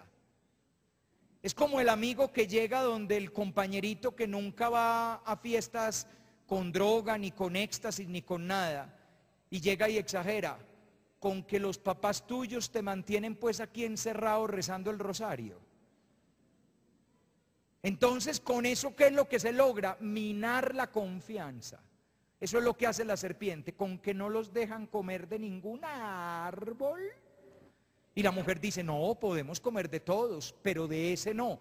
Ah, es que si comen de ese, van a ser sabios y van a ver el mundo como Dios lo ve. Y la mujer cae redonda. ¿Y cae redonda gracias a qué? Gracias a que en ese momento desconfía de Dios. Y piensa que Dios está guardando el mejor fruto. Que Dios les dio la norma que les dio para fregarles la vida. Y exactamente lo mismo que piensa un pelado de 15 años cuando empieza a protestar. ¿Y por qué me tengo que confesar? ¿Y por qué tengo que ir a misa? ¿Y por qué tengo que respetar el cuerpo de mi novia? ¿Y por qué tengo que respetar mi propio cuerpo? ¿Y por qué no puedo meter droga? ¿Y por qué no puedo fumar? ¿Y por qué no puedo tomar? ¿Y por qué no puedo insultar a mi papá y a mi mamá? Es que usted no quiere que yo disfrute la vida. Cuando en verdad lo que Dios está haciendo es salvándole la vida. Pero la desconfianza hace que uno le crea más a su propio interior que a lo que quiere Dios de nosotros. No es el único ejemplo de desconfianza en la Escritura. Miren cómo habla el pueblo de Israel en el desierto. Nos sacó con trampa aquí a morir en el desierto. Fíjense qué impresionante ese pueblo de Israel. Nos sacó engañándonos para traernos a morir en el desierto. Así de malaclasudos creen que es Dios. Así de mala persona llega el ser humano a pensar que es Dios. De hecho, muchachos, la razón por la cual muchas personas dejan de creer en Dios es porque creen que Dios empequeñece al ser humano, aflige al ser humano y no deja al ser humano ser feliz. Cuando en verdad es todo lo contrario, la desconfianza. ¿Qué genera la desconfianza? ¿De dónde nace la desconfianza? La desconfianza nace, entre otras cosas, puede nacer de otros lados, pero entre otras cosas la desconfianza nace del dolor. ¿Por qué? Porque cuando llega el dolor uno cree que Dios le falló, y como uno cree que Dios le falló, entonces uno desconfía de Él. Cuando somos pequeñitos, y creemos que el mundo es perfecto, que es maravilloso, que es de colores pastel. Cuando somos pequeñitos y creemos que todo marcha siempre bien, entonces todavía nos creemos aquello de que Dios nos protege, protege a papá, protege a mamá, le consigue trabajo, no nos falta nada. Pero cuando a medida que vamos creciendo vamos recibiendo las puñaladas traperas que nos da la vida, las ingratitudes, las infamias, los dolores, los engaños, las soledades, las angustias, las tristezas, las despedidas, las muertes de los seres queridos, las enfermedades. Díganme, ¿qué es lo que uno piensa? Que Dios le falló a uno. ¿Cuál es la gran pregunta que nos hacemos cada vez que tenemos una desgracia? ¿Por qué? ¿Qué hice yo para merecer esto? Siempre creemos que el culpable es Él. Y eso es lo que rompe la confianza. Y al romperse la confianza, porque creo que Dios me falló, entonces pienso que Dios, si me falló, no es el que me va a poder guiar adecuadamente en la vida. Y si no me va a poder guiar adecuadamente en la vida, yo prefiero hacerme caso a mí mismo que ponerme a hacerle caso a Dios. Hay dos maneras de vivir la vida. Yo puedo vivir la vida haciendo la voluntad de Dios, o yo puedo vivir la vida haciendo la voluntad de esa otra cosa que suele llenar abundantemente el corazón humano. ¿Y qué es esa otra cosa que suele llenar abundantemente el corazón humano? Esa otra cosa que suele llenar abundantemente el corazón humano es el ego. Muchachos, el ego no soy yo, mi yo verdadero, es decir, mi esencia verdadera, no es lo que yo creo que soy yo, sino que mi esencia verdadera es la obra que Dios hizo en mí. El niño inocente que Dios creó, el niño amoroso, amor y solo amor que Dios creó, y que es imagen viva del mismo Cristo. Ese es tu yo verdadero. Pero sobre ese yo verdadero uno construye otro yo. Y ese otro yo es el que uno cree que es yo. Y uno dedica el resto de la vida a cuidar, proteger, defender y alimentar ese otro yo. Y ese otro yo tiene otra manera totalmente diferente de vivir. Lo que Dios crea es capaz de amor, en cambio el yo es incapaz de amor.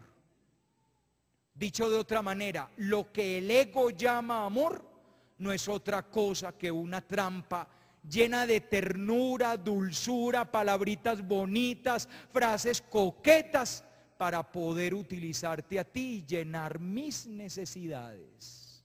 Y cuando mis necesidades están llenas, tiro lo que me estorba. La razón de por qué sufrimos como sufrimos en el amor no es porque el amor sea doloroso. El amor no es doloroso. El amor puede ser difícil, pero no es doloroso. La razón por la que sufrimos lo que sufrimos en el amor es que tú amas con ego y yo amo con ego. Dicho de otra manera, tú amas buscando tus conveniencias y yo amo buscando las mías. Y evidentemente la unión de dos egoístas genera una pequeña guerra, no un paraíso de amor. Y eso lo aprendemos muy pronto. Miren ustedes la relación de amiguitos de colegio. Yo a usted lo quiero mucho, pero si me da papaya, me burlo de usted, le pongo apodos, me río de usted, lo ridiculizo. Porque es que es como estábamos pasando bueno. Justamente el otro día me hablaba un pelado diciendo que él no comprendía por qué se estaba quedando tan solo en la vida, que por qué sus amigos le daban la espalda. Y a mí me tocaba explicarle: tus amigos te dan la espalda porque no son tus amigos. Parecen amigos, hablan como amigos, caminan como amigos, se visten como amigos, dicen frases de amigos, pero no son amigos.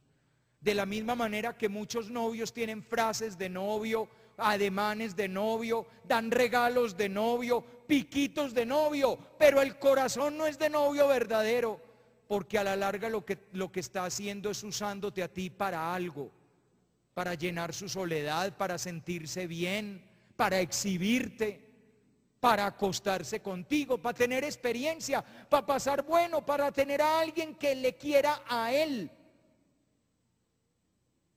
¿Se han dado cuenta que por lo que uno más pelea es por lo que uno cree que merece uno?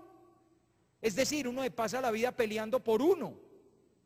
La mayoría de las peleas son para defenderse uno a uno y pelear por lo de uno. Llego donde la mujer que amo, donde el hombre que amo, donde la persona que amo y me pongo así como interesante, volteo el mascayuca para allá. Hola, Juanis. Hola. Salude para que no me digan después grosero, ¿no? Hola. Tuerzo el pico para allá. Evidentemente yo sé que ya se viene la pregunta: ¿qué te pasa? Y la respuesta lógica es: nada. Entonces ahí segunda pregunta: ¿qué te pasa? ¿Tú estás distinto? No, nada. Ahora sí te importa. Ya solté un dardo. ¿Pero qué pasó? Dime, por favor, confía en mí y tal. ¿Sabes qué? Me cansé. Me cansé de dar. Me cansé de entregar. A mí mi mamá me lo había advertido. Mi amor, el problema es que usted se entrega demasiado. Y yo no esperaba recibir demasiado, pero sí algo, como un pordiosero, como un mendigo. Y aquí estoy, mis manos vacías. Uy, qué escena, eso da para telenovela de las 9 de la noche. No sé cómo vaya a reaccionar ella. Puede reaccionar de dos maneras. Una, si se le pica el orgullo, le dice lo mismo, pero en versión de ella. Ahora sí dices eso. ¿Sabes? Soy yo la que me he desgastado por esta relación. Soy yo. Listo, entonces ya no hay nada que hacer, choque de trenes. O a lo mejor ella puede reaccionar como él está esperando que reaccione. Tiene razón, yo te he descuidado. y tal, y esto, y incluso él es tan malaclasudo que se da el gusto de ser benévolo. No, tal vez me aceleré, hoy tuve un día muy difícil y tal. No, tienes razón, mi vida, yo te he desmayado. No, no, tampoco es tanto, no. Así de hijo de madre es uno, pero por dentro uno está diciendo eso, pida perdón, eso. Ah, con la lengua más cerquita del piso, mamita.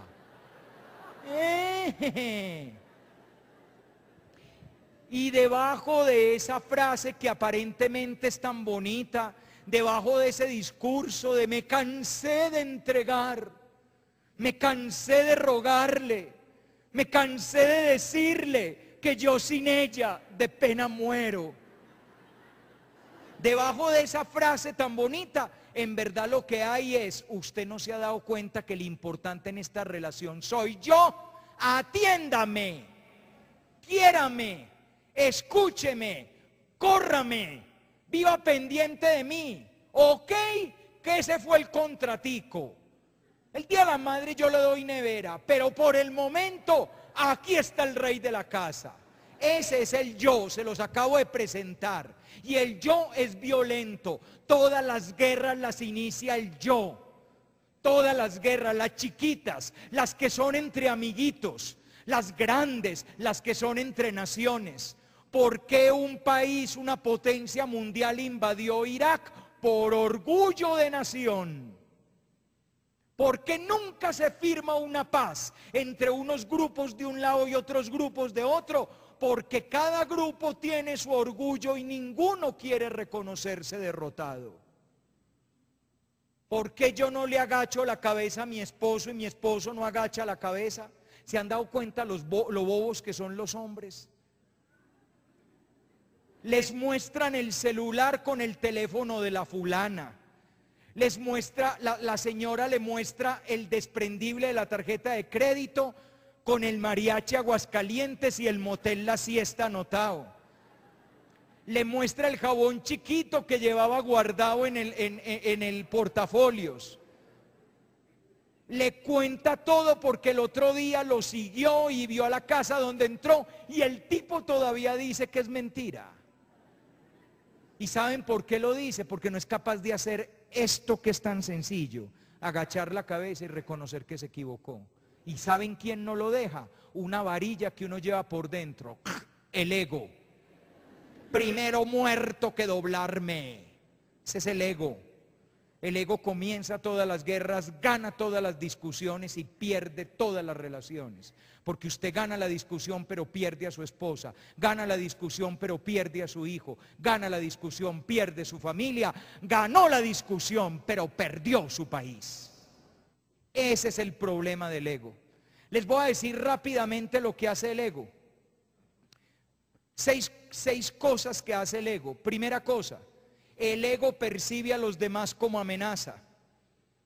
Porque los demás pueden afectar mi seguridad. Por eso continuamente uno se está defendiendo de los otros y está viendo enemigos potenciales en los otros. Les garantizo que les ha pasado un día lluvioso cuando salen a coger taxi. Cuando viene allá un taxi desocupado, aparece una señora con un muchachito y se adelanta. Y uno dice, vieja boba, yo que llevo acá 10 minutos. ¿Ven? El ego percibe al otro como amenaza. Va uno parado en el bus y está cuidando uno este asientico. Uno está cuidando el asientico. Vea, ya le tengo echado el ojo. Este se baja en la oriental. Seguro. Este se baja en la oriental. Y cuando ya se va a bajar, llega la embarazada. O llega la viejita cargando la caja de huevos. Y uno, ¡ay! El otro es una amenaza. ¿Qué le pasó? ¿Se le perdió un igualito? ¿Por qué me está mirando así? No, a ver, arreglemos. ¿Sabes qué? Abrite. Ven, ese es el ego. El ego siempre anda así. ¿Y qué? Mijo, ¿dónde estaba? ¿Por qué? No, por nada, pero ¿qué te pasó? No, vengo del trabajo. Ese es el ego, De una vez entra armado.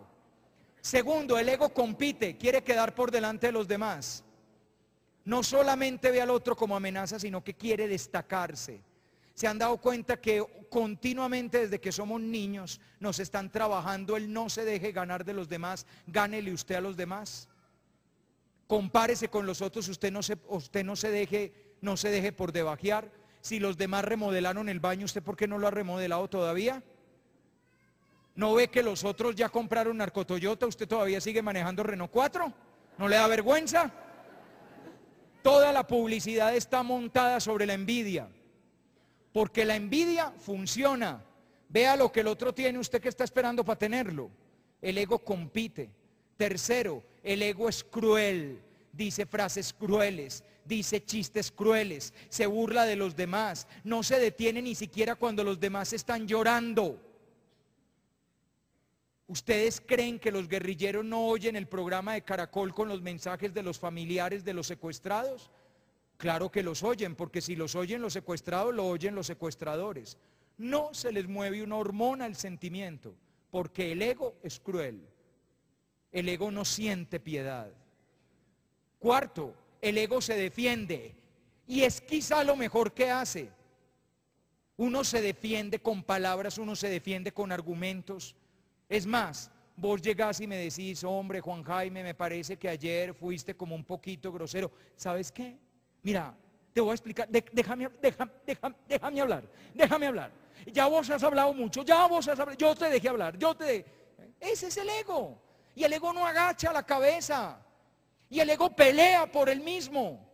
Y está lleno de sí mismo. Esa es la gran lucha del ego. Quinto, el ego engorda. Porque uno le pasa la vida engordando el ego de uno. Uno estudia para el ego de uno. Uno pone diplomas para poder agrandar el ego de uno. Por eso a uno le fascina que lo presenten diciendo todo lo que uno es. Para esta conferencia contamos con la presencia del reverendo padre Juan Jaime Escobar. El padre Juan Jaime Escobar estudió en la Universidad de La Vaina, Lovaina y Las Vainas. El padre Juan Jaime Escobar hizo un curso especial en el manicomio de Vargasville. El padre Juan Jaime Escobar estudió aquello, hizo esto, es la vaca que más leche da en todo el potrero, es la que más boñiga esparce, en fin, todo eso. Uy, el ego se siente.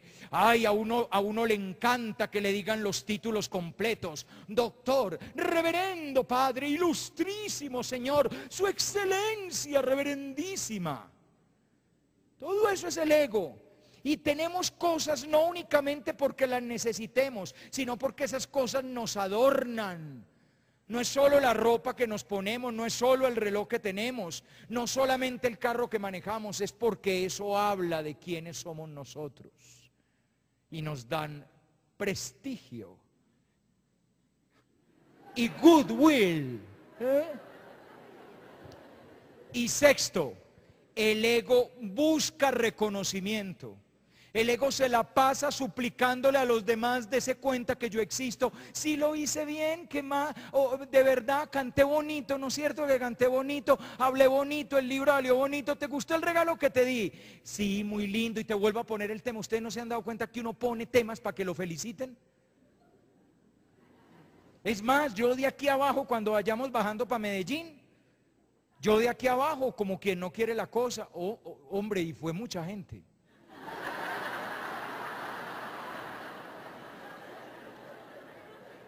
Y entonces el pobre Rodrigo, que es el que me lleva a Medellín, va a decir, sí, Juan, y no, y a mí me parece que estuviste muy bien y que la charla fue muy buena. Sí, hombre, hoy dije las cosas de una manera de esta forma, no, y te salió maravilloso, y por dentro yo soy más, decí más.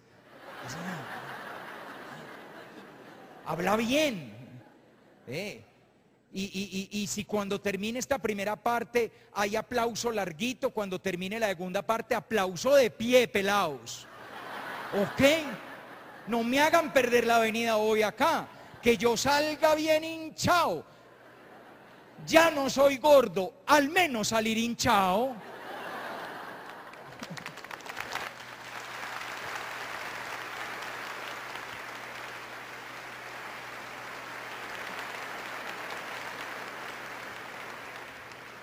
El monstruo que llevamos adentro es el ego. Mira bien y verás que gran parte de tus dificultades y de tus amarguras se las debes al ego. El ego herido porque hablaron mal de él. El ego ofendido porque no reconocen mi trabajo, porque no valoran lo que hago. Ay, el día en que yo les falte, ay, sí, lo van a sentir. Yo soy en esta casa un 0 a la izquierda. El ego se ofende, el ego ataca, el ego no tiene escrúpulos, el ego llega y dice las frases más duras y después pone una carita de yo no quería hacerte daño, yo lo que dije fue sin querer. Ay, sí, fue sin querer. Lo que dije fue calculado, lo dije para defenderme a mí y humillarte a ti. Primero yo, segundo yo, tercero yo, cuarto yo, quinto yo. El ego es el padre de toda la violencia y de todas las guerras. Este año comenzó con una impresionante tragedia. 3 niños pintaban una casita para un perro callejero. 3 niños que se amaban porque eran amigos. Surgió una discusión sobre el color que le estaban echando a la perrera. Entonces, uno de los niños fue muy ofensivo con el otro y le dijo palabras muy feas. El otro le dijo gordo y lo empujó. Y entonces el niño empujado agarró un pincel y se lo introdujo en el ojo, llegando el pincel hasta el cerebro. Ese es el ego. Al día siguiente, el niño agresor, después de haber estado toda la noche debajo de su cama llorando, fue a visitar a su amiguito a la unidad de cuidados intensivos para decirle que lo amaba y que por favor no se muriera. Pero el ego es capaz de matar. La inocencia que llevamos dentro no, pero el ego que llevamos dentro sí. Y a ese tipo tan peligroso es al que uno le obedece. Uno elige carrera no preguntando qué quiere Dios de mí, sino qué quiero yo de mí. Y uno maneja su vida afectiva y sexual por el ego. Y uno maneja sus placeres y sus diversiones por el ego. Y después preguntamos que por qué el mundo está al revés. Porque lo llevamos al revés. Esa es la desconfianza. ¿Y qué es el olvido? Para uno poder actuar mal necesita olvidar. ¿Saben cuándo le levanta uno la voz a la mamá y le dice vieja jodona no me moleste más? ¿Saben cuándo? Cuando a uno le olvida que esa vieja jodona le cuidó a uno las noches en vela cuando uno tenía fiebre. Cuando a uno se le olvida que le limpió la colita, le cambiaba los pañales, le echaba a uno talco y lo ajonjoleaba.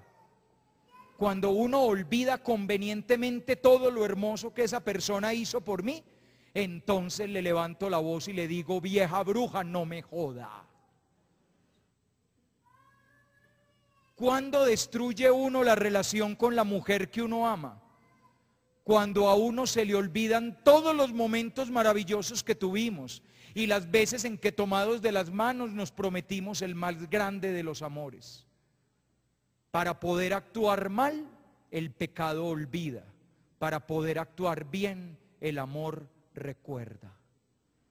Por eso Dios es memoria. Y por eso Dios dice que Él recuerda su misericordia por 1000 generaciones.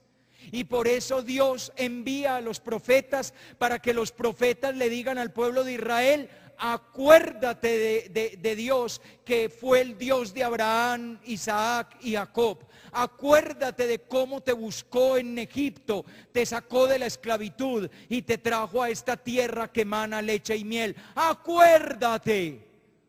Pero cuando uno es olvidadizo, se da el permiso de tratar mal a la otra persona, de tratar mal a Dios. A uno se le olvida todo lo bueno que Dios hizo con uno para poder mandar a Dios a la porra y no contar con Él. El pecado está hecho de desconfianza y de olvido. Y entonces captamos el pecado en tres grandes estadios, en tres grandes momentos. Lo más elemental es darnos cuenta de que uno es capaz de hacer pecado, es decir, de actuar cosas que están mal hechas. Pero cuando uno profundiza más en la vida espiritual, se da uno cuenta de una realidad más grande, que más que hacer pecado, uno sufre el pecado. ¿Y saben por qué? Por dos razones. Por un lado, porque el pecado está conectado con los sufrimientos de uno. Y por otro lado, porque el pecado en el fondo hace sufrir. Aunque aparentemente uno disfruta pecando, por eso se dice que tiene cara uno de pecado fresco. Y de que hagamos cosas bien malas para que pasemos bien rico. Aunque aparentemente el pecado tiene placer, en verdad el pecado trae un gran sufrimiento. Al asesino le cuesta conciliar el sueño en la noche. Por eso toda la vida se ha hablado de la muerte del justo. El hombre bueno muere en paz. Muere dulcemente porque tiene el corazón lleno de amor. Pero tercero, el momento más dramático del pecado es cuando uno se da cuenta que no es algo que yo hago, ni siquiera algo que yo sufro, sino algo que yo... ¿Vieron que sonaba un celular? Yo se los garanticé. Si esto fuera Alemania, todos lo habíamos apagado, pero esto es Colombia. A mí nadie me dice qué hacer. Es típico. A unos, aquí eso no falla. Siempre no falla el que va contravía. Porque nosotros no tenemos respeto a la ley. Un día de estos, cuando seamos alemanes, vamos a cambiar. Entonces, muchachos, el problema no es lo que hago, el problema no es lo que sufro, es cuando yo descubro que esencialmente yo soy pecado. Y entonces lo que quiero cambiar no es lo que hago, lo que quiero cambiar no es lo que sufro, sino que lo que quiero cambiar es lo que soy. Eso que yo quisiera cambiar por completo y no puedo. El otro día hablaba yo con un muchacho que quiere quitarse la vida. Lleva varios intentos de suicidio. Él no quiere destruir un pedazo de sí mismo. Él quiere destruir todo lo que él es. Y quiere destruir todo lo que él es porque cuando él se mira, ve que lo que él es no le gusta. Ese es el drama más profundo del pecado. La mayoría de los seres humanos hacemos todo lo posible para que los demás nos acepten porque nosotros no nos aceptamos. Para que los demás nos toleren porque nosotros no nos toleramos. Y para que los demás nos acepten y nos toleren, entonces hacemos cosas para mostrar de nosotros una imagen mejor de lo que nosotros somos. Porque creemos que si mostramos la verdad de lo que somos, nunca jamás nos van a aceptar y nunca jamás nos van a recibir. Y por eso uno termina viviendo una vida en gran medida de mentira, de falsedad, de mascarada. Una vida en la que pedimos a los demás que nos quieran porque nosotros a la larga nos queremos poco.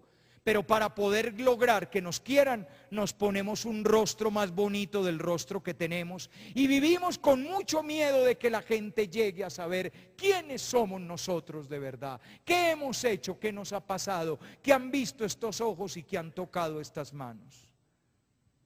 ¿Qué deja el pecado en el corazón humano? El pecado en el corazón humano deja 4 cosas. Primero, un sentimiento de estar perdido.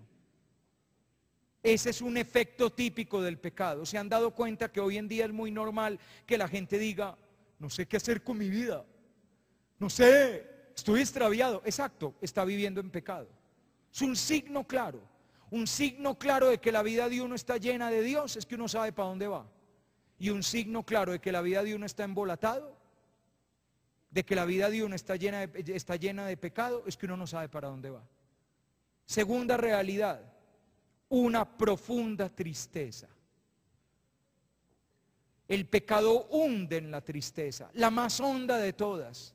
No la tristeza de lo que me hicieron, no la tristeza de lo que pasó, no la tristeza de la muerte de alguien, no la tristeza de lo que perdí, es la tristeza de lo que yo soy y que no lo puedo cambiar. Es la tristeza de por qué a mí me tocó ser como soy. Tercero, el pecado deja una experiencia de una profunda vergüenza. ¿Hay algo de tu vida de lo que no podás hablar públicamente? Imagínense que la vida de ustedes hubiera sido filmada por una cámara escondida y que esta noche aquí en este paredón vamos a poner una pantalla y vamos a pasar en vivo y en directo toda la vida tuya. Pero antes de comenzar la transmisión te dan unas tijeras y te dicen ¿qué querés quitar? ¿Qué quitas? Se puede pasar toda, no pasa nada. No tenés nada que esconder, seguro. O hay pedacitos. ¿No es cierto que hay pedacitos?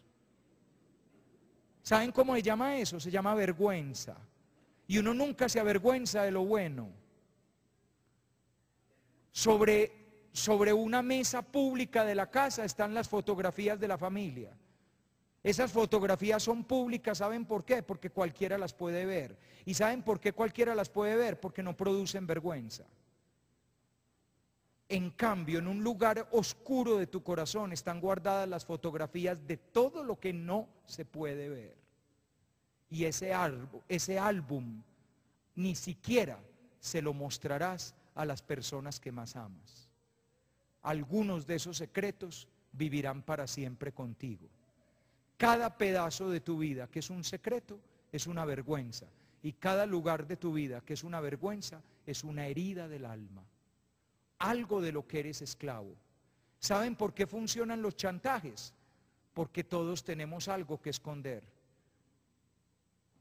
Si no tuviéramos nada que esconder, se morían de hambre los chantajistas. Voy a revelar estas fotos, revélelas. Pero es que aquí sale usted con una vieja. Mi esposa ya lo sabe y ya me perdonó. Es más, es amiga de la vieja.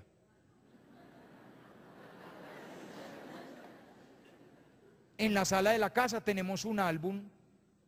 ¿Y sabe por qué tenemos un álbum? Porque es la historia del perdón que mi esposa me dio. Y eso es más importante que el viaje a San Andrés. Porque el viaje a San Andrés fue un viaje. En cambio este perdón salvó el matrimonio. Mándenos las fotos para complementar el álbum. Pero no, esos hombres no existen. Los que existen pagan plata para que las fotos nunca se conozcan. La vergüenza. Y por último, el pecado deja una profunda debilidad. Cada vez que usted le plantea a alguien que tiene problemas una solución, ¿cuál es la frase típica que ese alguien dice? ¿Saben cuál es? Es que es muy difícil. Listo. Esa es la típica frase del pecado. Es muy difícil. No, es que mira, en esta situación valdría la pena que vos te acercaras a tu papá, a tu mamá, te reconciliaras. Es muy difícil. Que hables con tu esposa, que hables con... Muy difícil. Hombre, es necesario que ustedes su relación de pareja la suban de nivel. Están viviendo una relación de pareja de puro sexo. Hagan una relación más espiritual. Es muy difícil. Lo típico, el pecado es débil, es mediocre, no puede ni con el cuerpo. Es muy difícil. Hombre, ¿por qué no empezás a hacer oración todos los días?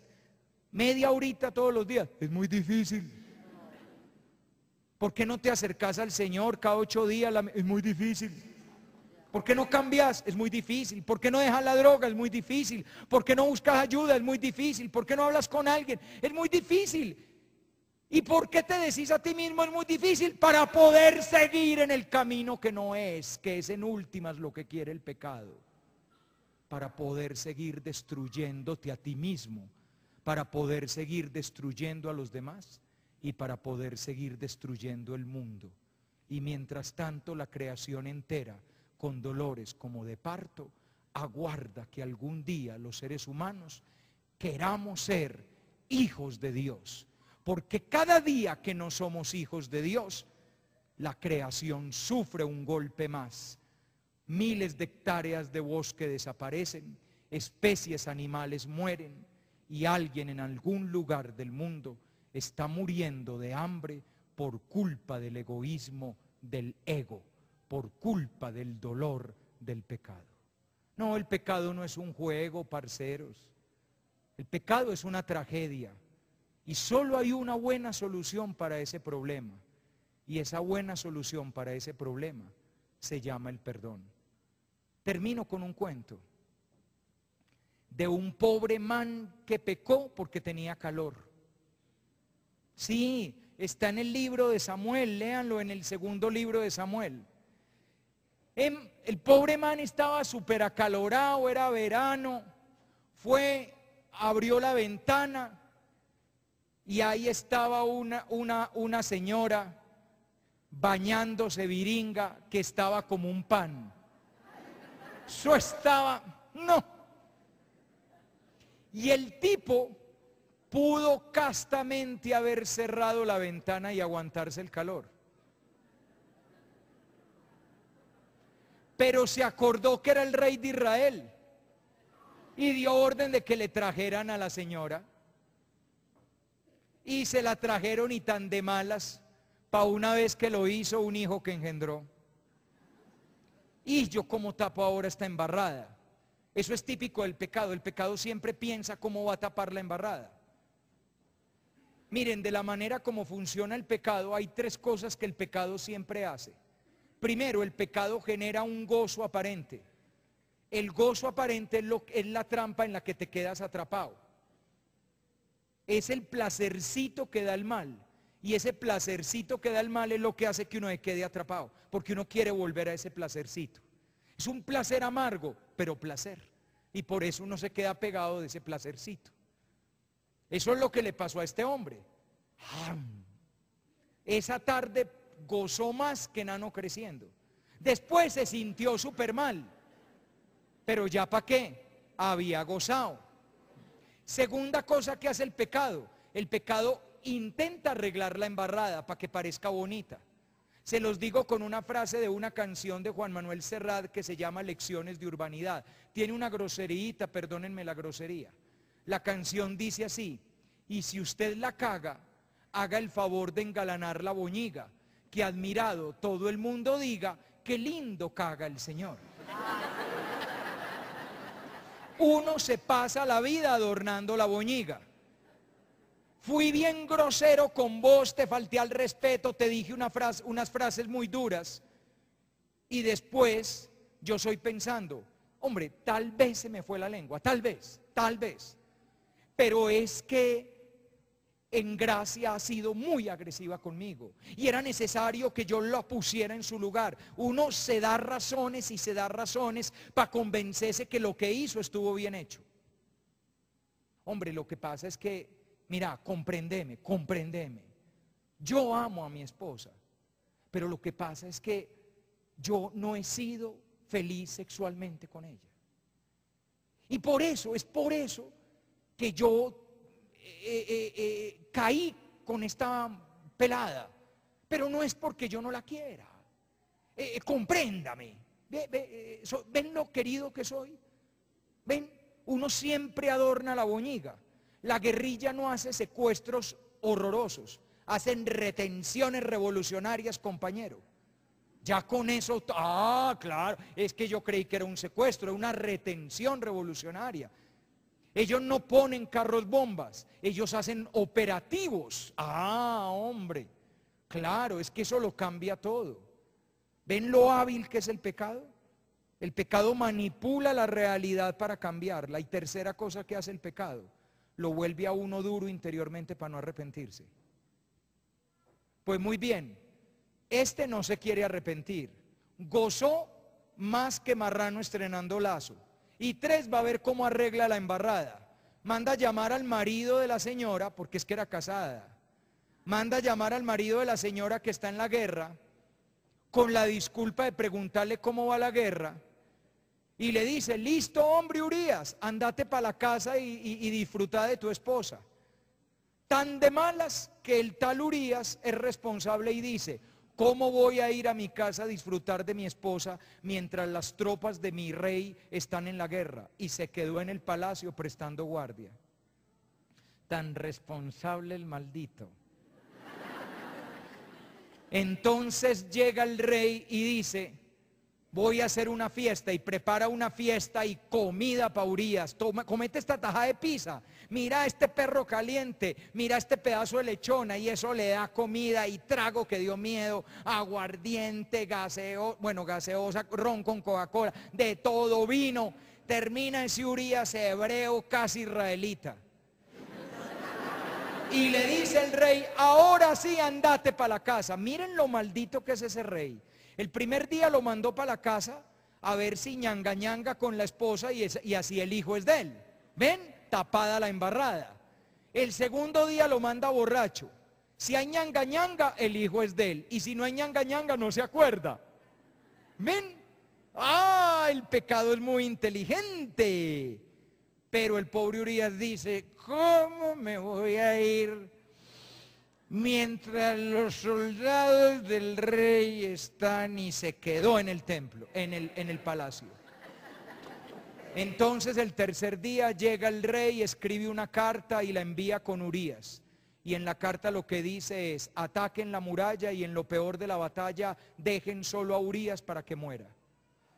Todo comenzó con un rey que tenía calor y abrió una ventana y vio una muchacha que estaba más buena que un pan. Y ya vamos en un asesino, para que ustedes vean lo grotesco y lo agresivo que es el pecado. Les garantizo que la primera vez que fui infiel fue una bobada. Salíamos del trabajo. Nos pusimos a hablar en el carro porque yo en ese momento tenía problemas con mi esposa. Y ella me comprendió, hablamos muy rico y le dije, nos tomamos una cosita. Y fuimos, nos tomamos una cosita y eso terminó con una besuqueada y un malicuchimbileteteo en el carro. Cuando llegué a la casa me sentía una porquería, me sentía sucio. Pero como vaca ladrona no olvida el portillo. Y la noche oscura, la vaca negra y yo que no veo, volvimos al carro, volvimos a los tragos, volvimos al maniculichimbeteteo y ya pagué motel y me bañé con jabón chiquito. Y todo siempre va creciendo.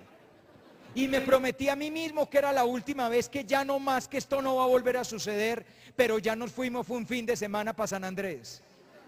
Así es el pecado, va creciendo, quedó embarazada, ahora tengo que responder. Por eso, muchachito, no diga nada, aquí va la plata. Siempre creciendo el problema. Porque el pecado, los problemas siempre crecen. Si desde el primer momento uno cerrara la ventana, todo se acababa. Pero uno no cierra la ventana, la deja abierta.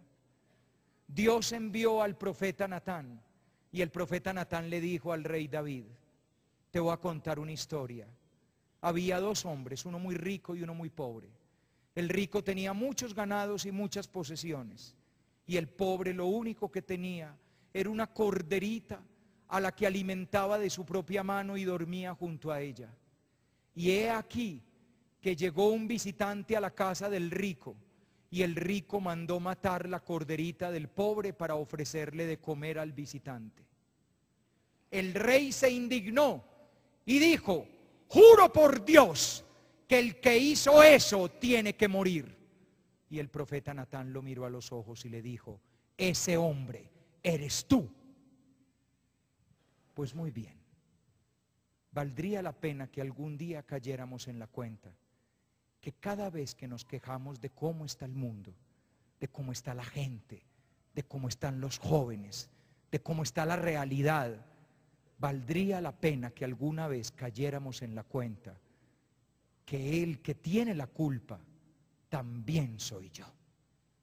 Ese hombre eres tú. Y la respuesta para ese corazón torcido, la respuesta para ese corazón que está lleno de dolor y de pecado, es únicamente el perdón. Pero de eso, muchachos, hablaremos en la segunda parte.